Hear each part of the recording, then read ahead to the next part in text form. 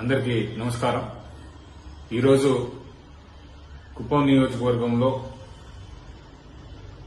ఒక మహిళపై జరిగినటువంటి అత్యాచారం ఏదైతే వెలుగులోకి వచ్చిందో, నారాయణపురం అనేటటువంటి ఒక ఏరియాలో ఒక మహిళను టీడీపీకి సంబంధించినటువంటి ఒక కార్యకర్త నిర్మానుషంగా సభ్య సమాజం సిగ్గుపడే విధంగా ఆమెను చెట్టుకు కట్టేసి మరి వారి కుటుంబ సభ్యులందరూ కలిసి ఆమె మీద దాడి చేసి ఆమె దగ్గర నుండి ఏదైతే డబ్బులు తీసుకోవాలి అనేటటువంటి ఉద్దేశంతో ఈ కార్యక్రమం చేసినారో ఇది అత్యంత హేయమైన చర్య.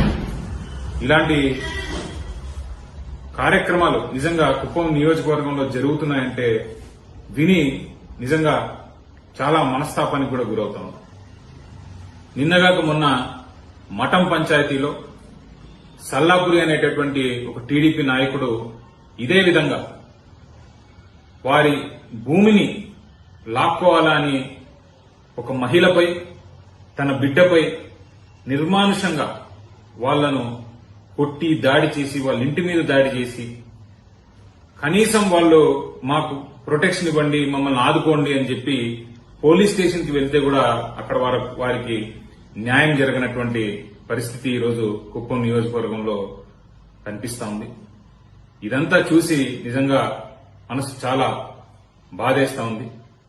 కూటమి ప్రభుత్వం ఏ రోజైతే ఈ రాష్ట్రానికి అధికారం చేపట్టారో ఆ రోజు నుండి కూడా ఇదే రకమైనటువంటి పాలన, రెడ్ బుక్ రాజ్యాంగం, అది రెడ్ బుక్ కాదు బ్లడ్ బుక్ రాజ్యాంగంగా దాన్ని ఈరోజు మార్చేస్తా ఉన్నారు.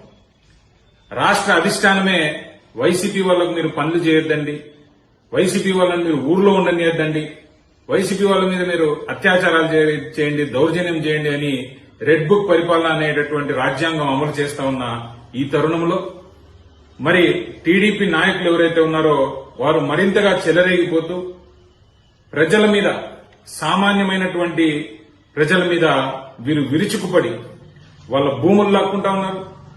విచ్చలవిడిగా ఇసుక మాఫియా చేస్తా ఉన్నారు. కుప్పంలో అయితే గ్రనైట్ మైనింగ్ అసలు అద్దు అదుపు లేకుండా జరుగుతా ఉంది.